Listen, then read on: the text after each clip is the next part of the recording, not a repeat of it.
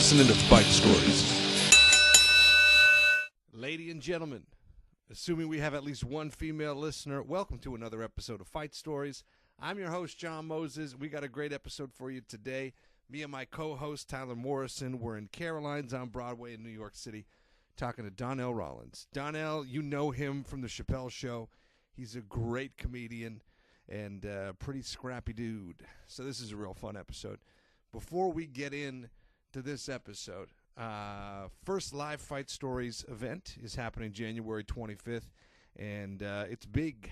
We got former Toronto Maple Leaf and New York Ranger Colt Knorr, maybe the last true heavyweight champ in the NHL. And Tyler has been digging through the vault for the last month in preparation for this show, so it's going to be great. You know how we do. We like to get some on-ice fights, and we like to get some off-fights altercations. So this is going to be a fun one. Tickets are $25. You can get those by going to Laugh It Up Comedy Club, their website. I'm pretty sure it's laughitupcomedyclub.com. Google that, or just Google Fight Stories Live with Colt Knorr, and either that will come up or our Eventbrite link. We don't care which one you use. Now, if you're a Patreon subscriber, you get to go to that event for free. You get to go to all of our events for free when they're in your area. And we also give you some shirts and all of our comedy albums. If you can't quite afford that nut, but you still want to support, listen, you're going to look good in a Fight Stories t-shirt. $20 Americano, $25 Canadian plus shipping. All right. I think that's it, guys. Enjoy this episode. I'm rich, bitch! Exactly. I felt like out the gate they were like, "Oh, that guy sounds familiar." I have one of those voices that can't be compared to any other voice. That's it. But my voice. Very distinct. Yes, sir. Thanks for having me on your show. Oh, please, man. Thank you so much for doing it. And we ran right up against that Manhattan fucking Christmas traffic and scrambled the park. So what you're telling your audience, you were late. Yeah. Oh, yeah. It was so funny because it was the reverse stereotype. It is. I know. I was super early. I know. I was only early just so you wouldn't be able to say, "Oh God." I was like, and then he was like, and then you were like, I know this sounds racist, but you was black as fuck, son. You said, "Yeah, I didn't anticipate all this Christmas traffic." I'm like, "So you're late?" He was like, "Yeah, I know." Yeah. I didn't say anticipate. Yeah, I wanted to be on time just so I wouldn't be late. So I know. You know, the myth about black people being late is just done now. That's right. Destroyed it. Yes. Well, we're smashing stereotypes here on this show. In addition to other types of smashing. Donnell, and y'all white dudes with beard was making me real nervous. Oh, yeah. Yeah, those beards, beards. White dudes with beards that drink IPAs, you better watch out, son. 30% alcohol content, bruh. Fuck you. I forget who told me that, Donnell gets a little wild. He gets a little fried. Probably Marshall, because we lived together in the old Donnell. Yeah. Yes. The old Donnell would be very competitive when he was performing, doing stand-up, on stage and off stage. Yes. But the new Donnell, especially after suffering a torn patella for trying to dunk on the 8-foot rim, kind of shies away from any type of altercations. Yeah. But there was a time in my career where it was like, as they would say in Brooklyn, let's get it popping. Yeah. Yeah. And there's a couple times I did get it popping. For reasons that anybody would get it popping. I think this is when I first moved from Washington, D.C., I lived in Brooklyn, New York. Yeah. In Brooklyn, New York, you almost have to do something to get validated as a Brooklynite or whatever. And I remember I was doing a show. It was a little open mic spot on Brooklyn on Fulton and Lafayette, or one of those streets, Fulton and Lafayette. And I was on stage and I was letting the audience have it.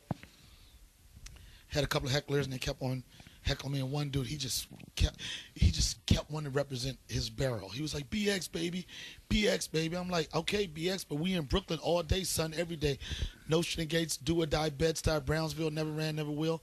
Because if you ever spend any time in Brooklyn, you got to have all those. You have to say all of those. And you can't say it, people like, "You're not from Brooklyn." And he kept on yelling BX. And then he was approaching the stage, And I was like, this is not going to end well, son. Fall back. And he didn't fall back. And he tried to jump on the stage. And when he tried to jump on the stage, I had already anticipated it going down.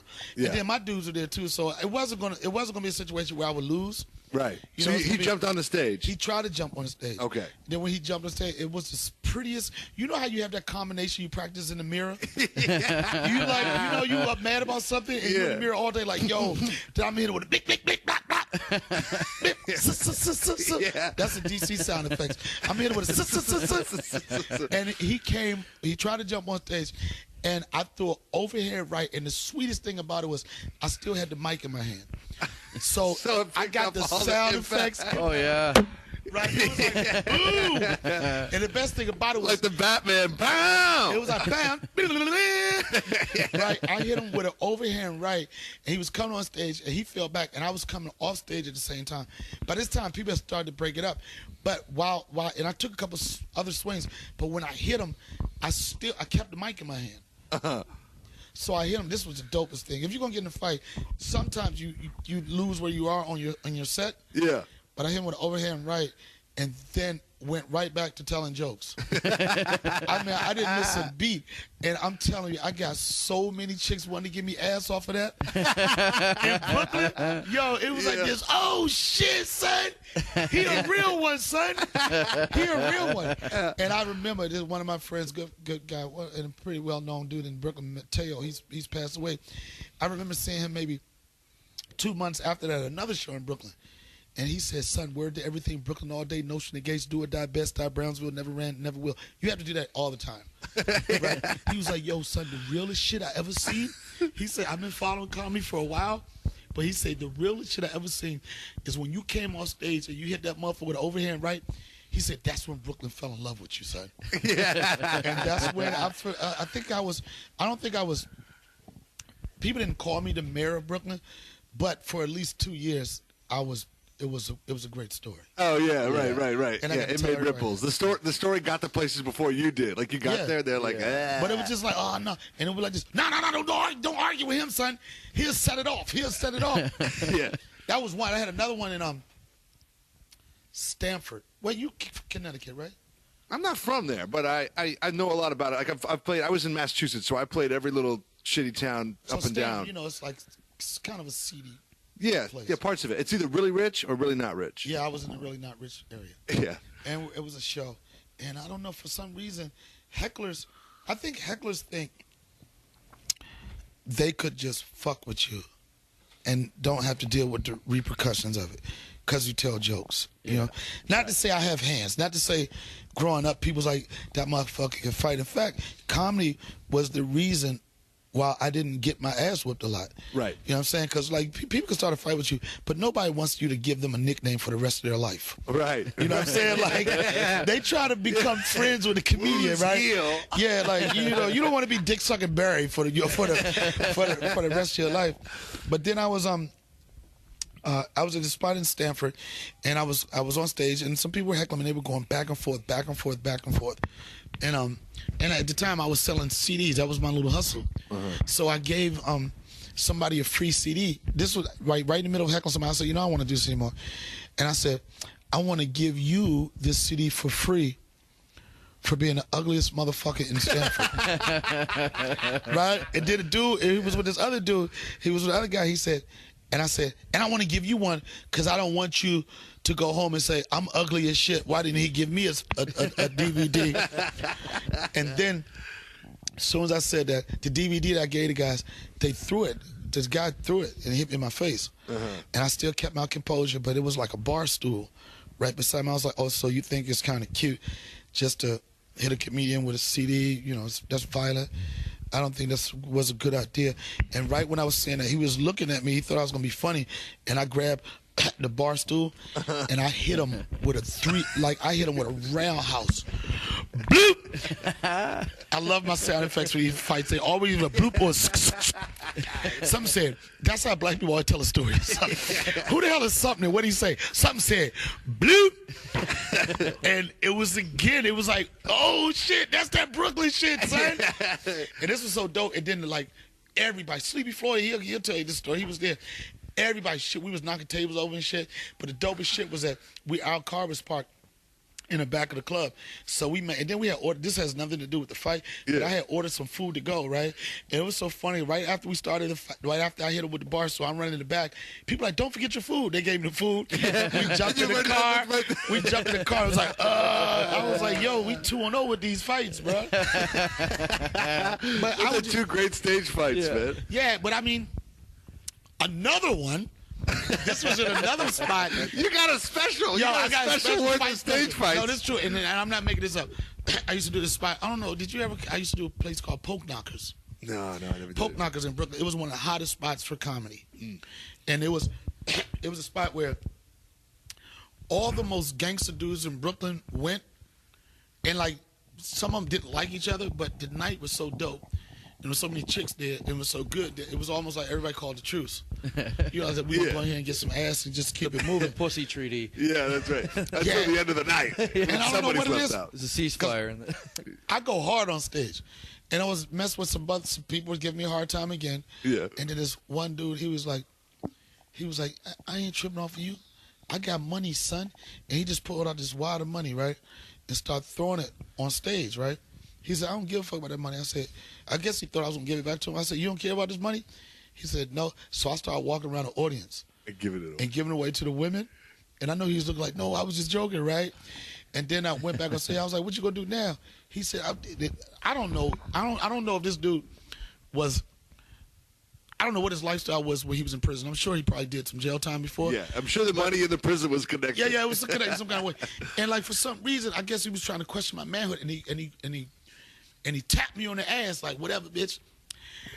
And I hit him with a 2-piece. But at the time, man, our security. Listen, about 2-piece. I hit him with a bloop, bloop, bloop. Funny it is. Yo, and then I hit him with a 2-piece. But we had, our security was so gangster in this spot, son. Yeah. And it was Brooklyn security. And all I remember was I hit him with a 2-piece, and then my dudes was on this dude. And before he got from the back of the club to the front of the club, he didn't have no shirt on. His wallet was gone. Gold chain was gone. Rings was gone. Everything, yo. They protected me and robbed them at the same time, son. And then our shit was so thorough that the dude felt, but once he found out how real it was, then the dude came back and apologized with no shirt on or anything. I'm sorry, I got out of playing or whatever. But it's like a video game where you lose all your coins. Yeah, he lost everything. Not proud of those moments. Yeah, not proud of those moments. We love those moments on this show. This is what the show's about. Not proud of those moments, but at the same time, man, people have to know when you go to a show, I mean, just because a person's a comedian, that don't mean they think everything is funny. Right. You know what I'm saying? And some people have had backgrounds. Clowns. You know, some people have had backgrounds where they live for stuff like that. I'm not proud of any of those moments, but I am proud of the fact that in those moments that I didn't come out with a black guy, I didn't come out fucked up or anything like that. Mm-hmm. And when people go back in the history of the thorough dudes, for some reason, I'm pretty sure that I could at least make top 5 of comedy fights. It's me and a dude named Scruncho out of California. Scruncho used to put. I've heard of Scruncho. Yeah. In fact, I walked into him at the Ice House one time and like just on his reputation, I was like, "Hello." Yeah, what's going on, Scruncho? Yeah, but it's funny thing. Scruncho he's a good friend of mine. He's a good guy. But it's a funny thing about it is that he'll preach a Bible verse and then knock you out at the same time. My it's father like somebody stole his shit from Pulp Fiction. Yeah, but your prayers for you. He's a dope dude. Not proud of any of those situations, but at the same time, you know, at the end of the day, a brother might become a street legend because of that shit. That's right. Yeah. But also, and you know what street legends get you? Prison time. So maybe I want to pull like, you know, another street legend. Rayful Edmonds is another street legend. Rick Ross is another street legend. All of them. Oh, right. Not trying to go that direction. Yeah. You got out just in time. Yep. But also, it's like we go into these situations, and it's like you're at a comedy club, and you got maybe you've got security there who actually looks like security. Sometimes you just got some teenage kid like, "Sir, can you pipe down?" Yeah, but security don't move fast enough, bro. Right. Yeah. I mean, security don't. I can't remember where it was, somewhere, and I was trying to. This guy was being really, really obnoxious in the show. Big white dude. Big one of them strong like chop wood type of motherfuckers with a Make America Great Again hat. You know what I'm saying? What made it more intense. You know, and this guy was like, he was going back and forth with me, and I was in the audience. I like the fact that I'm hinting to security. I'm like, yeah, man, like this guy right here, I'm buying time. I'm like, so is security ever going to fucking show up? Yeah. You know what I'm saying? Like I didn't think that we were going to get in a fight. But I just didn't like somebody with that type of energy being that close to me. And I'm like, what does it take for a motherfucker to get kicked out of here? You know what I'm saying? So, well, I gotta get punched in the face first for security to come protect me. And when you're on stage, you can read that energy faster than the security can because you're hypersensitive in that moment of like, you know, reading the crowd and I was telling, and I mean, I was trying to hint. You know, get them time to move in. Right. And at the same time, they took so long, I had to say, okay, here's the hint. Right. I'm like, because somebody come over here and hold this situation down. You know? Well, and that's in a situation where there is, you know, those places in Brooklyn. How many shows have you done where there's no security? Dude, right. You know, it's not security. It's mans is in them. Right. A man's is in them could be security. But a lot of people don't know how many it takes to be a man's. Because you will say something like, that's my man's as one person. Or I think man's could be from 1 to like 10 black guys. Yeah. And them is like man's and them, I think that'll go from like 10 to 15. That's the math of man's. Gotta explain it to you. Yeah, no, there's a lot of learning moments in this podcast. I hope not by me. If you looking to learn something from a comedian, you are fucked up. You about to fight yourself if you try to learn shit from a comedian. Also, sometimes you just got to go off of, like, the goodwill of an audience member. You're like, man, this guy's feeling me. I hope he's, like, the one guy to stand up. Because at the end of the day, it's like people want to see a comedian get fucked up. Yeah, especially if you're a comedian that like does a lot of crowd work and fuck with the audience. It's like people going to NASCAR race and shit. They go for fun, but they want to see somebody crash. Yeah. And they want to be able to say to a comedian, yeah, I bet your ass shut the fuck up now. You know? But the only thing you can do, that shit can make you stronger and go, since you beat me up, I'm going to destroy you now. Right. And now with social media, you can turn somebody up in the audience, on Instagram, on Facebook, on Twitter. You can just go in on them. Yeah, and never stop. Yep. Wasn't there something with you? That was your show in Philly, wasn't it? When there was some, like, chick who got fucking kicked out and the cop was like, oh, that was another fight. The other fight.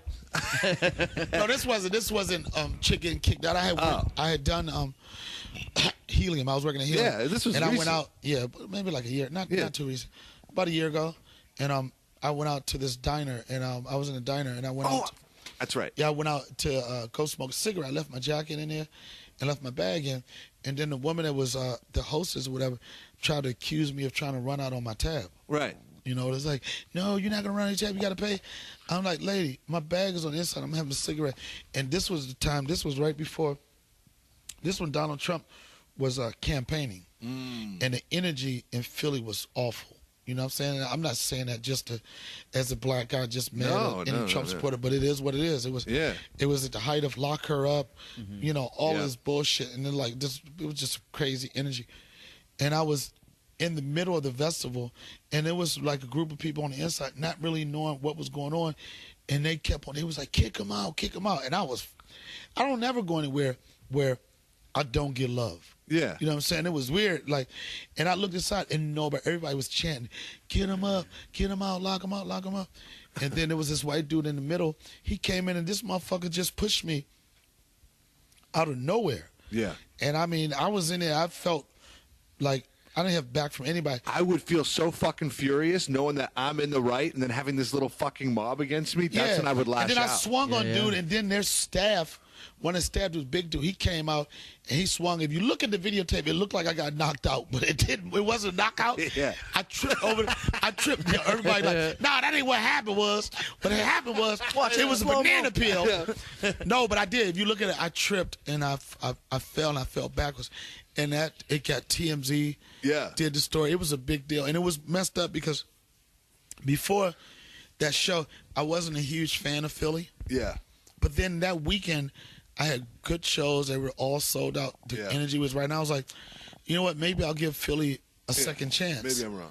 Yeah, maybe I was wrong. And I was like, and I don't dislike them because you can't like blame a couple people and make them responsible for your thoughts on everybody else. Right. But it wasn't. It was an unfortunate incident. Luckily, I didn't get hurt. I got big TMZ exposure, good or bad. Good or bad, it's TMZ exposure. I saw you somewhere saying, like, when the first time TMZ came around, you were like, oh, get away from me. But then, like, inside, you're like, oh, my God, TMZ. Yeah, because you know what it is. TMZ, as much as people don't want to believe it, TMZ validates your celebrity. Right. Because it's a million people that they could put on that show, and they don't. They only choose people that are interested in people get in trouble. They're high-profile people. Yeah. But be recognized by them. Yeah. But in defense of I'm not mad at TMZ because as much as I've been on that program, they're always fair to me. Yeah. And they always, whatever story I'm in, if it's trouble or not, they always put some type of funny spin to it. You know, they're not trying to. I haven't done anything where they just couldn't defend me. But you know, for me, I tell people all the time, I got 2 TMZ interviews: me in the daytime and me at nighttime. In the daytime, man, I'm answering questions like a politician. Yeah. You know, what do you say? I beg your pardon. And you say that to say what? I beg to differ with you. Yeah, let me have the count. That's coming off the airplane from LAX. Yeah. But when they catch me coming out the clubs in LA, as he is, and I don't know if you know how hard it is to get sober in 2 seconds. Yeah. You know what I'm saying? Like, down there, I'm like, that's what it is. I remember one time I talked to them so long that they just turned the camera off and said, Donnell, get home safe. They was like, we've got all the shit we need from you. Done with you. Yeah, take it off. They're just waiting for a good cut point. They did, and it's not because I'll stop. Dave Chappelle even said, he said, you the only motherfucker I know get drunk and want to talk to the TMZ cameras. They want, but the truth comes out. But again, they haven't been bad to me. I haven't been in no crazy shit. Yeah. You know, but. Well, that's it. You said, like, they always treat me well, you know, but you're like, you know, you're still of character. They treat you well because you're not out there being fucking wild, being an asshole, lighting yourself on fire, And you're fucking high friendly on with their crack. camera people, too. No, they haven't caught me lighting myself on fire. TMZ, I think I'm going to get a hustle, man. I'm going to get a hustle, just go around and get my own camera and fake a fight. Yeah. Boom, boom, boom, boom, boom, boom, and just sell that shit back to TMZ. Let me get $10,000 for that. Nah, shout out to the whole TMZ crew. They've been throughout my career. They've been cool, and it's so funny because I first started being on the show. They always had to say, you know, Donnell Rawlings from Chappelle show. Then they show an Ashy clip or whatever. Yeah. But I've been in so much trouble. And been in so many incidents that they just say, you know, Donnell Rawlings, the motherfucker's on again. Yeah, from here. Yeah. But this is credit now. But they're cool. They're good people. And I mean, people fucking love TMZ. Yeah. You said, like, when you grew up, like, you weren't. It's not like you were particularly good at it. I understand. I've been in a lot of fights. I'm not like a trained guy. I'm not particularly good at it. Right. But I know you were in the military for a little bit. Yeah.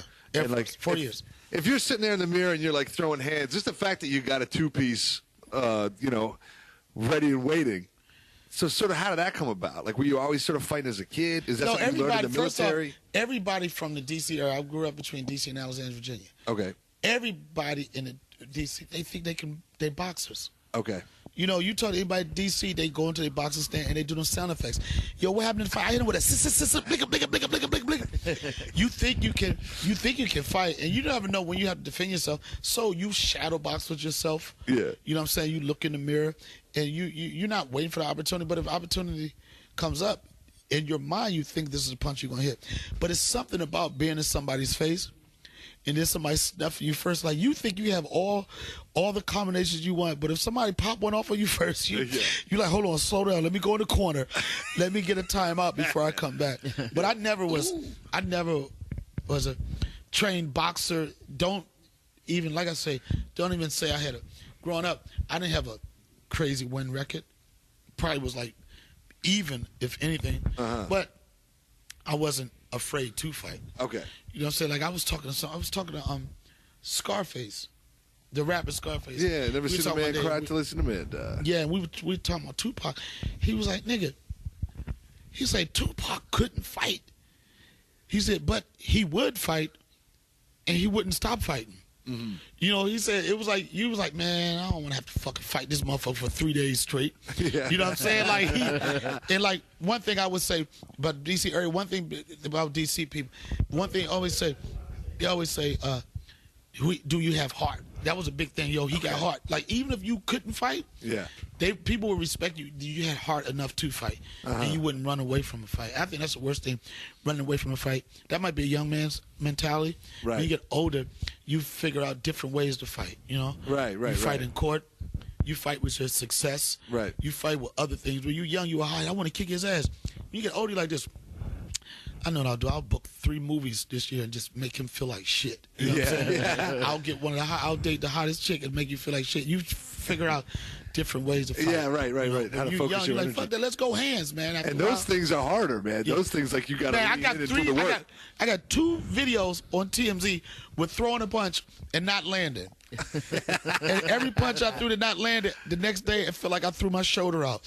So I kind of put myself in retire. I was like, yo, you can't do this, motherfucker. Right. You know, next thing you know, I'm throwing a punch. Next thing you know, I got a sling and shit. Can't go tell jokes. It's not even you need to properly stretch now before you go throw the fucking punch. Yo, we on the podcast. Nobody care about the punk ass Giants, son.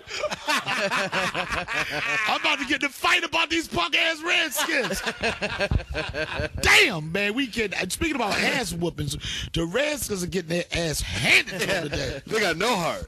No heart at all. They ain't got no blick, blick, blick. Sick'em. Oh, God. What about the military? What about it? You were in there for a little while. Any dust-ups in there? Oh, yes, I did. Military. I was in the Air Force for 4 years. Right. Stationed in Kunsan, Korea, Bowling Air Force Base. When I was stationed in Kunsan, Korea, I did my year. It was a remote tour, which means you do a year.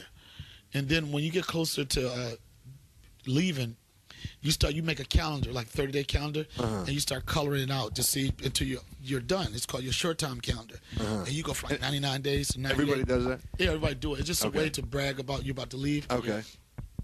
And I had got down to, and the closest you get to leaving, you talk shit about the people that's still there. Even if it's like somebody's got 3 weeks left, you got 2 weeks, you be like, you got 3 weeks, motherfucker, I killed myself. I had 3 weeks left, right? And I got down to 1 day, and I went out that night. I had already processed out of, I wasn't even a part of that base anymore. I was literally going to catch a flight the next afternoon. So I went downtown and went out with some friends of mine, and we had some drinks. And then I was out in the street, got in an argument with this dude. One thing led to another. We got in a fight, a big-ass motherfucking fight. And I was a cop, too. And it's so weird for me to say I left the scene. You know what I mean? Like, I fucked this dude up, right? And I left the scene. And I had a Korean girlfriend. Funny to think of you as I had this Korean. I know it's crazy. And I knew I was in trouble. I had this Korean, and I got in this fight. I was like, fuck, I'm not even supposed to be here. And I knew I was in trouble. I was like, man, maybe I could just go to this girl's house and I'll sneak back on base the next day. So I went to her house. And she was like, Eggy, what happened? I thought you was leaving. Eggy, I mean baby, because I look so young. They used to call me Eggy. She said, Eggy, I thought you was leaving. What happened? I was like, I got in a fight, Jen. And I tried to go on base the next day. And at the front gate of the base, it's military police that work that gate. So I went in the morning. One of my dudes, it was so funny. My friend was like, man, I don't know what happened last night, but you're in trouble. Right? And that fight cost me. I was supposed to go home the next day, and I had to stay another 30 days because they didn't know if they was going to kick me out. They didn't know what they were going to do. And I had to turn into like real white guy when they, my first shirt. He was like, so what happened? And I was like, I can't just say I just got in a fight and fucked this motherfucker up. Yeah. So he said, what happened? I said, it was a verbal. I said, I went straight to white dude. Yeah. I was like, it was a verbal confrontation which ended in a light affray of punches. And I think you were speaking like you were filling out a report. Yeah. They was like, what happened? I said, I felt that my body was in imminent danger. I'm gonna tell you, any black person that's ever, if you get into trouble, whatever, and it's always fights. Remember, imminent danger means. See, I didn't know what imminent danger meant. I didn't know you could fuck somebody up. If you feel like you're in a bit. If you feel like you're about to get fucked up. Right. You know what I'm saying? But I'm telling you, man, find out, get the clear definition of imminent danger. And if you want to set it off, felt that was an imminent danger, pop, pop, pop, pop, and you'll be good to go. Yep. And that almost cost me. I didn't really have a career in the military. It was only for 4 years for me. Yeah. But it almost cost me getting kicked out or whatever. But, usually all these incidents, alcohol's involved in some capacity. Yeah, isn't that the truth? Yeah, you got Marijuana, not so much. Yeah, you don't want to fight. Yo, you marijuana, you want to fight, but not today. Yeah, You know, it's like, yo, man, I swear I'm gonna fuck you up next Sunday. You know, but like you're not in the moment like that. Yeah. You know, jumping on it. Yep.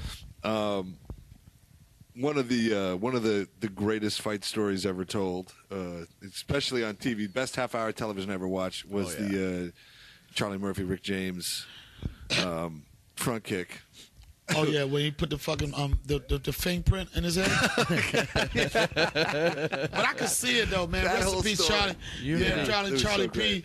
Charlie Murphy, man, was one of the realest dudes I ever met in my life. You know how some people talk shit? Yeah. He talked shit, he backed it up. Me and Charlie, this motherfucker's gonna go so hard. When we were doing Chappelle, went away, Yeah. and they still had an archive of Things sketches. that you guys had shot. Yeah. Me and Charlie were hosting. And Charlie wears glasses. For some reason today, he wasn't trying to wear his glasses, right? And the teleprompter felt like it was like 2 blocks away, right? And he kept squinting his eyes. And shit, right? Yeah. And I'm finally, and I mean, it was going bad. And I could tell he was getting a little nervous and shit. And I was like, motherfucker, why don't you just put your glasses on? And everybody started laughing. He's not one to be people laugh at him in a group setting. Yeah. Like an entire 500 people laughing at Charlie Murphy one time. Yeah. And he was like, okay. He kept a smile on his face. Just winded up. Yeah, he was winding up. And then we took a break, right? And then we went behind the stage, and you could see like the silhouette of us like, blah, blah, blah, blah, blah, blah. He was like, let me tell you, he said, if you ever embarrass me like that, I'm going to fuck your motherfucking ass up. And I'm like, Charlie, I don't think this is a good time for us to fight. And Neil Brendan's looking at me like, what the fuck is going on? And I could have been like, well, what we gonna do? Let's get it popping. But he was in the middle of production or anything. It didn't make sense. It was already dicey as fuck. It was already hanging dicey. on by a thread. Already like the Chappelle show, and Chappelle didn't come from behind these curtains. Yeah, right. That was a tough thing for us to decide to host it, you know. Of course. But I knew that, you know, without communicating with Dave, not knowing what direction he wanted to go in, Right. and still that there were sketches that we were in, and we had no communication with Dave. I'm like this, it would be good for people to see this, and if this is the last stand, it's the last stand, but how can you do it in a classy way? Right. And then we did, if you watch it, it wasn't like we were up there like we're about to take over. Oh, yeah, show yeah, without him. Yeah. It was just like when Charlie said, "Man, I'm sorry." It was so funny. Charlie's like, "Just I didn't really want to do that." I said, "Yes, I did, motherfucker. I need all the stage time I can get." And then I started dancing and stuff. Yeah. It was like it was a very interesting moment because you don't know what to expect, but people were so much in love with that show. Yeah. That Well, they didn't. I don't think anybody else could have done that, but me and Charlie. You know what I'm saying? Bringing somebody else, it wouldn't have been cool. Oh, no. You know what I'm saying? And I think it was like, and as a viewer, we always felt like this was like a temporary thing. You know what I mean? I was like, okay, anytime now he's going to be back and they're going to continue rolling on. It's too good of a show not to. Yeah. I thought the same thing. But it's weird how things work themselves out because that situation and the decision Dave made to walk away on the show just put him on a level of things the average person wouldn't do. Oh, yeah. And whenever I do interviews, I always tell people how great I think Dave Chappelle is, and I'm saying that as a comic that I think I'm great. Yeah. And then, you know, there's no competition or anything, but when you hear people talk about what makes somebody great, you ask yourself what makes you great and what makes them great. And I realized one of the things that makes Dave Chappelle great, away from just the stand-up, in our life, not too often that we have a situation where we can have what I call a Muhammad Ali moment. And no matter how funny you are or whatever, will you have a moment in your life where you have to do something that questions your morals, your beliefs, and you have to stand up for something. Because a lot of people won't stand up for anything because it's money. Money is a factor that makes you compromise a lot of things. It makes people compromise their soul and everything. And to be quite honest, I don't know if I would have been strong enough to walk away from the show. Yeah. Me, and not knocking Dave's decision, but I would have tried to find something more compromising. Because I've never seen that type of money before. I'm saying not to sell myself short or sell out, but I'm like, okay, if somebody's laughing at me, guess what? How can I fix this? You're fired. Yeah. You know what I'm saying? Let's keep on with the show. But Dave, him walking away from the same situation when Muhammad Ali moment with the Vietnam War, and he said, I'm not going to do it. You know what I'm saying? He walked away from it. Yeah, he was already great. I knew what you meant as soon as you said it. Yeah, that made him greater. You know what I'm saying? Dave Chappelle was always a great comic, but that stance made him a great man of great character. Right. And you and to make the comeback he did was crazy. And we were just talking about it. Man, Dave was not just a coworker, he's one of my closest friends, right? And we were just talking about to come up and hustling and stuff like that. And he was like, shit, man, when I was he told me, he said, man, shit, after the Chappelle show, he said, I was broke. I only had $5 million. I'm like, nigga. The level of brokenness. Yo. No, nigga. Broke is nothing in bank account, nothing in savings. No overflow. No, he was like, man, I only have $5 million. I got $350 left on my credit card. Yeah. He was like, I only have $5 million. I just bought a $2 million house. I'm like, oh, the problems we have. I know. Yeah, really. But the motherfucker came back. Yeah. And killed it. Came back and killed it and continued. And can you imagine, like, for you to be at the level, like the level he was and the level that show was, to go away for as long as you did and to come back and not even lose a beat and keep it moving. Yeah. And people, it's so funny with that show. And it's hard for me not to talk about the show because it's one of the biggest moments and situations in my life. You know, people talk shit. Well, how long you going to ride on that? It's been so and so. Man, if it wasn't pop culture keeping the Chappelle Show alive, if it wasn't for diehard fans keeping the Chappelle Show alive, it's one of those shows that you can't just say, you just can't forget about it. Right. You know what I'm saying? It wasn't a blip on the radar. It wasn't a blip. Massive, monumental. It was thing for massive, comedy. and people like, oh, Donnell, you haven't done. I've done a lot of shit since Chappelle Show. I did a lot of shit before Chappelle Show. Yeah. It just so happened that I was lucky enough to be on an iconic show. Yeah. You know what I'm saying? Like, okay, I'm sorry for creating some of the funniest characters in the history of sketch comedy. Right. You know what I'm saying? That show is not going to go down like a sketch show. It's going to be like one of the dopest in the history of it. You know what I'm saying? Even in that show, if you look at that show, like even at the end, I'm rich, bitch. Yo, that's a phrase that will be embedded in the history of sketch forever. Yeah. You know what I mean? So when I go place, people like, yeah, the Ashy Larry. I'm like this, man. Listen, I did my thing. I did my thing on that show. As much as people say that if it wasn't for that show, you can look at different ways. You could be like, if it wasn't for that show, and you also could look at if it wasn't for the producers of that show, if it wasn't for the writers of that show, if it wasn't for the wardrobe of that show. Right. It's a lot of people that make a show happen. Right. Of course, Dave Chappelle is the marquee name. Yeah. He's the star behind it. But with any show that you see that's successful, Seinfeld, it's his name, but it's David Larry David. It's everybody. It's everybody and, that contributes to something being great. Yeah, there's a lot of working pieces. No, but you know what? You could even say, like, of course Seinfeld made Kramer, but Kramer also made that show Seinfeld. Right. What's Seinfeld without Kramer? You know? And it's the thing. It's one hand watching. That's just a negative energy. But with that said, I keep on. I'm always, after doing it for 25 years. Yeah. I don't think there was ever that's a year where I wasn't relevant in some sense of that was a huge that's a huge credit. And to say, like, when are you gonna stop riding that? It's not like you're going up on stage and talking 35 minutes a I don't day even. That's the stories. funny thing about it. I'll do shows and people will come up to me like this, oh man, we was waiting for you to say it. Right. There's when I do my stand up. Yeah, you're a guy that's always turning out new stuff and like there's no reference. There's no reference to it. You know what I mean? Right. I might well, the only thing that, like, when people start yelling and stuff, I'm like, people like, you gonna be ashy for like your whole life? I'm like, man, I was ashy before Chappelle Show. Yeah. The reason why that dude was ashy because I related to me as a kid shooting dice and how I used to come home and my mother used to say, "You've been shooting dice?" I'm like, "No." She was like, "Yes, we have. Look at your knees. They all scratchy and ashy." So when we was doing it, that character wasn't ashy. I made him ashy. Somebody said, "Down there, what are you going to do?" Dave was like, "What are you going to do to prepare for the role of Ashy Larry?" I said, "Just take a shower and dry off." You know what I'm saying? Give me 15 minutes out the shower. I'll be the ashiest motherfucker on this set. Yeah. You know, but I had a good time with that. I had a good time Yeah. with all the things I've done in my career. But I will say that was like, that set was so much fun. It was like, there's nothing like work with somebody that really believe in you, trust your comedic sensibility. Yeah. You know what I'm saying? And trust you to be able to do, because they didn't really write too much dialogue for me on the show. Right. They would just put son and just let me go. And I'll say 90% of the things that I said on the show was just all ad-libs.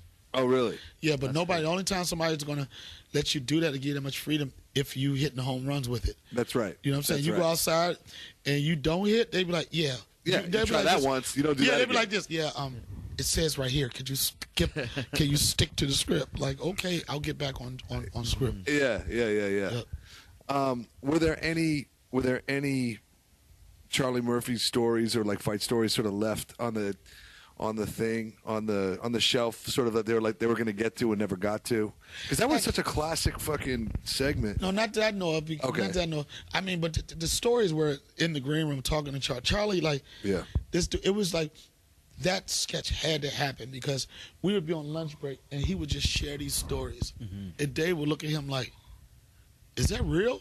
Yeah. And Charlie don't lie. He might stretch the truth a little bit. You know Yeah, what like I'm saying?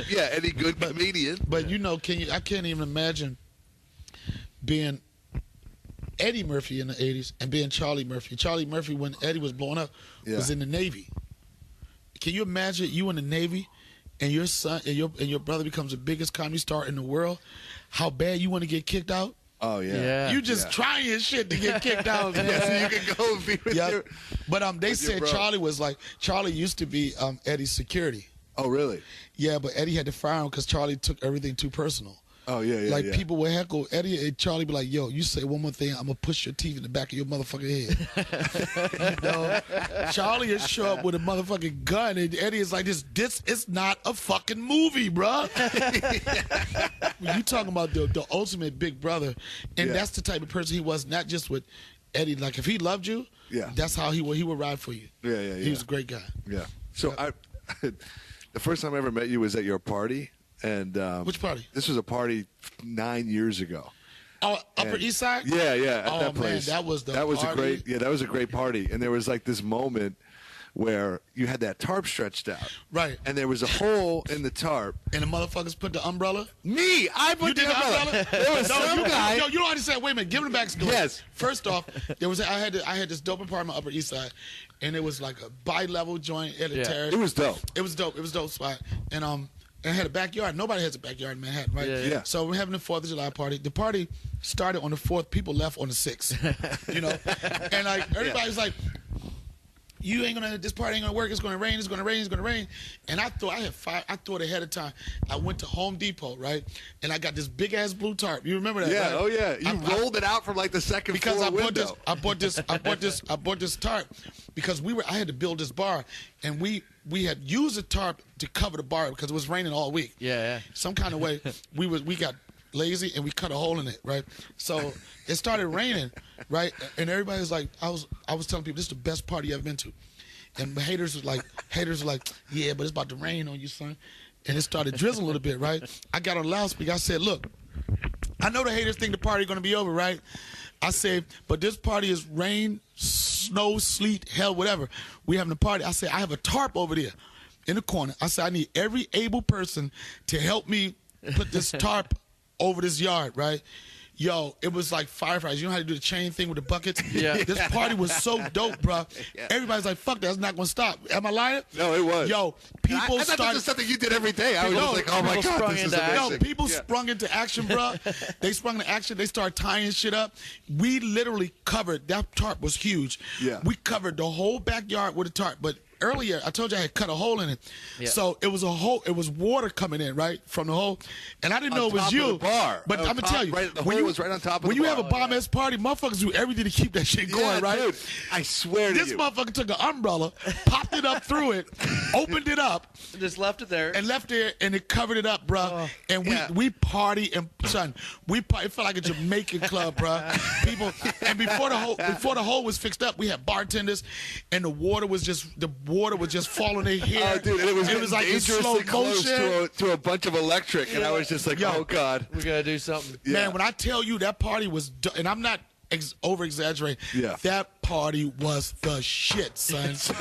No, that party was banging. We had 5 grills, we had music going, and then I kept trying to kill a party. We had a projector, right? Yeah. And I was telling somebody, I was like, watch, I'm about to kill a party, because it was a brick wall inside. I said, I'm about to show the party through the projector on this brick wall. This motherfucker like, if you do that shit, you the best, son. Right? Then the motherfucker, like, it was still raining, right? So we had the tarp up. And then people was like, take it down. I was like, no, we got to wait. So it got really steamy in here. And eventually, it started raining. And then we took the top off, and it felt like AC came in, right? People was like, yeah. And then I took the projector outside, and I put the motherfucker, you could see the party on this big ass wall, and people was looking out of their windows like, yo, what's going on? But my friends, perverts and freaks, right? First they was showing the party. The next thing you know, you see fucking Booty Talk 29 all on the side of the building, people projecting porno and shit. But that party, I'm so oh man. Let me tell you what happens with the umbrella. I pop the umbrella up. It's like music's back on. It's raging. It's a moment. This girl comes over to me, and she was like, oh, hey. Like, she saw the move, and she was like, hey, and starts grooving on me. You saved the party. Yeah, and then so we're, like, dancing a little bit, and then you come over, like, maybe 5 minutes later, and you go, ladies and gentlemen, Charlie Murphy! And Charlie came in? Yeah, Charlie Murphy comes in, and the girl looked at me and went, I'll be right back. And she was on Charlie Murphy, dude, like it was nothing. Yo, I'm telling you, that party was, man, yo, everybody at that party had a great time. Yeah. There was nobody. The only person that didn't have a good time at that party was your neighbors. No, ex-girlfriend of mine, right? Yeah. Because I used to date her in Brooklyn. And I started getting some success, whatever. And, I don't know if she still liked me, whatever, but she just did, it was just too many chicks in there. Yeah. It was just, like, when I tell you, bro, every ethnicity, it was just crazy. And she got mad at me. She said, Donnell, it's 2 bitches in your bedroom. You might want to get them to leave. I said, I think you need to leave, right? You ain't going to ruin this party. That party was, man. Call my mom. We had endless food. Yeah. We had endless liquor. And it was so funny because the bar was started. Don B was bartending. Don B, a comedian, made $500 tip bartending. Yeah. And it was like, the bar was getting a little depleted, right? Yeah. And then Charlie was there, and I was like, who got the dough up in this motherfucker? Who could just restock this joint, right? So one of my friends, I won't say her name, whatever. She was like, she was helping me coordinate shit. She was like, I was like, Charlie wants to buy some more liquor, and she was like, okay, I'm gonna get someone to go with him. I said, no, he wanted you to go with him, right? And she was like, funny. I said, you gonna walk to the store with Charlie Murphy right now, right? And he wasn't like, he thought she was cool, right? Yeah. This motherfucker came back, $2,000 worth of liquor, just stock that shit. Man, that party was, damn, I'm mad I don't have no images of that shit, You know what? man. Well, you kind of sort of do. You got some? No, but somebody introduced me to a commercial agent at the back of your party. Marsha was like, yo, come over here. Dude. I was talking to this girl. She's a commercial agent. I was like, oh, cool. Yeah, I've got some ideas, whatever. I swear to you, 6 months later, Captain Morgan commercial. There's a dude at a party with a tarp and a hole with water coming down, and somebody takes the umbrella and puts it up and pops it down. You serious? I swear to God, that's a thing. I saw that commercial and I was like, that's my Yo, that's so fucking dirty, moment. son. But I'm telling you, that shit saved the party. It was like, foop. And it was so simple. And it worked, man. It made that. You hear that, Captain Morgan? You want to sponsor this fucking podcast? I'm pretty sure some pregnancies were made that night. Some relationships were started that night. Some were started, some ended. Yeah, it was just, and like I haven't done one in a while, but like I love to cook. And for me, like I was working all the grills and make sure the food people, you're not having a good time. But for me, throwing a party is not about me. Yeah. It's about everybody else. Hosting. You know what I'm saying? You came like, I know for your, like, I know you was like, who is it? This motherfucker. I know you was like, that party. Oh, that was was the a moment. shit, I was new to New York too, and I was like, I felt like it was everything was about to change. That party was so fun. It was so much it fun. was We had a great. good time. People, Angela Yee was there, Charlie Murphy. I mean, it was there. I think Lenny Kravitz's daughter was up in there. We had it going on, bruh. Yeah. It was dope. It was really good. Yeah, that was a great one. Yeah. And no fights. Yeah, no. No fights. I think that's a good place to end. I think that's actually good for our listeners to. You Yeah, know, you if guys you- can go to a party and not have a fight once in a while. But make sure you have a fucking umbrella to stop that rain from coming down. That's right, but be a little prepared, a little emergency preparedness. That was good that you brought me back to that story. That was a great story. That was a great time, too. And I know all these people blowing my phone up about these punk ass goddamn. Redskins. Yes. It's time to go into hiding. Yeah. All right, Donnell, man. Thanks so much for doing Thanks. it. dude. Continue success, man. I've been a fan of yours from Thank you day so one. much, man. I Yes, really sir. appreciate it. Yep. Thanks for listening to another episode of Fight Stories. Listen, if you're loving this thing, or you just like us as friends, subscribe, share, comment, and rate wherever you're listening. And the best thing to do is just tell a friend. Support the fights. Fuck the arts.